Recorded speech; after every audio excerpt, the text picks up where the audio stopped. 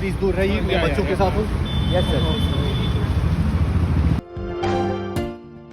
बॉलीवुड नगरी में अपने स्टाइल के लिए सबसे हटके अंदाज रखने वाले फिरोज खान जितने फेमस थे, उतनी कामयाबी उनके बेटे फरदीन खान को नहीं मिली। हालांकि फरदीन खान को बॉलीवुड का हैंडसम हंक कहा जाता रहा है, लेकिन जब फरदीन को लोगों ने बड़े हुए वजन के साथ देखा तो कुछ ने तो उन्हें पहचाना ही नहीं। एक बार वह फिर सुर्खियों में है क्योंकि 14 साल बाद वह संजय लीला बंसाली की मूवी हीरा मंडी से कमबैक कर रहे हैं। फरदीन के नए लुक को देखकर फैंस एक बार फिर सुपर एक्साइटेड हैं। लेकिन इतने साल फरदीन खान कहां और क्या कर रहे थे, तो चलिए फरदीन खान के बारे में ही आपको बताते हैं। फरदीन ने इतने साल फिल्मों से दूरी बनाई रखी थी। उन्होंने साल 1998 में आई फिल्म प्रेम अगन से डेब्यू किया और उसके बाद उन्होंने कई फिल्में की, लेकिन सब फ्लॉप रही। फ्लॉप करियर देखते हुए उन्होंने सिल्वर स्क्रीन से ब्रेक लेने का फैसला किया। इसके बाद वह पर्सनल जिंदगी में ऐसा फंसे कि उन्हें समय का पता ही नहीं चला।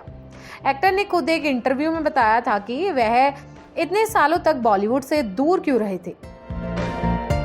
दुल्हा मिल गया में काम करने के बाद वह इंडस्ट्री से गायब हो गए क्योंकि वह अपनी पर्सनल जिंदगी में काफी स्ट्रगल कर रहे थे। पिता फिरोज के जाने के बाद वह अपनी हेल्थ को लेकर काफी डर गए थे।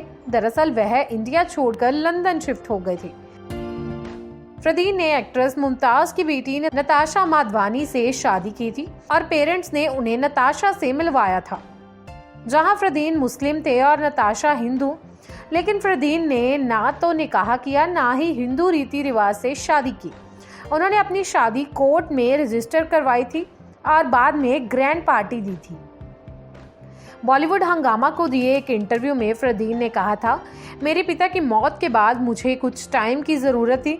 उनके गुजरने के कुछ महीने बाद साल 2009 में मुझे मेरी हेल्थ को लेकर थोड़ा सा डर लगा था। हम फैमिली भी बढ़ाना चाहते थे, लेकिन हमारे पास बच्चा पैदा करने के दौरान कई रिस्क थे, इसलिए हमने IVF का रास्ता चुना। उन्होंने बताया कि मुंबई डॉक्टर्स के साथ उनका अनुभव काफ़ी बुरा रहा। फरदीन की पत्नी नताशा माधवानी वास्तव में बहुत संघर्ष कर रही थी।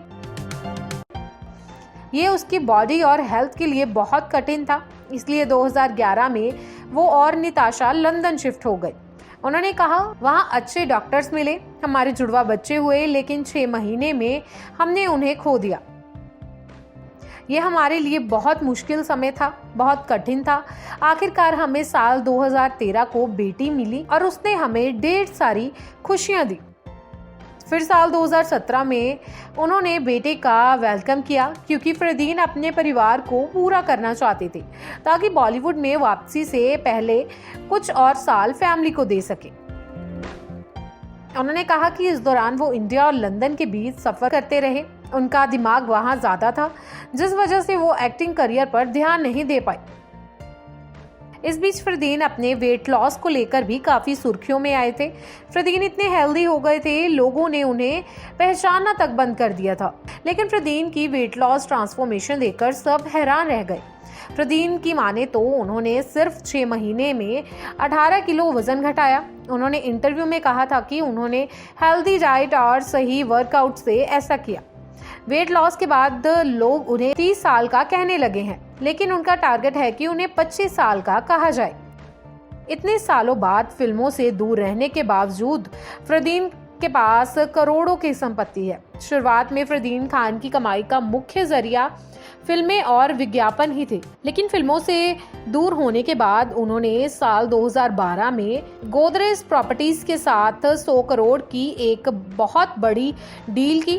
वहीं रिपोर्ट्स की माने तो फरदीन खान की टोटल नेटवर्थ 290 करोड़ रुपए से ज्यादा है।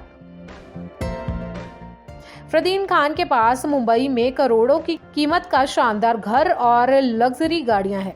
उनके पास बेंगलुरु में 100 बीघा जमीन के साथ एक आलीशान फार्म हाउस भी है, जहां उन्होंने कई घोड़े भी रखे हैं और फरदीन अपने हॉर्स राइडिंग के शौक को पूरा करते हैं। अब देखना यह है कि फरदीन फिल्म पर्दे पर शानदार वापसी कर पाते हैं या नहीं। आपको फरदीन की नई लुक कैसी लगी, हमें कमेंट बॉक्स में बताना न भूलें।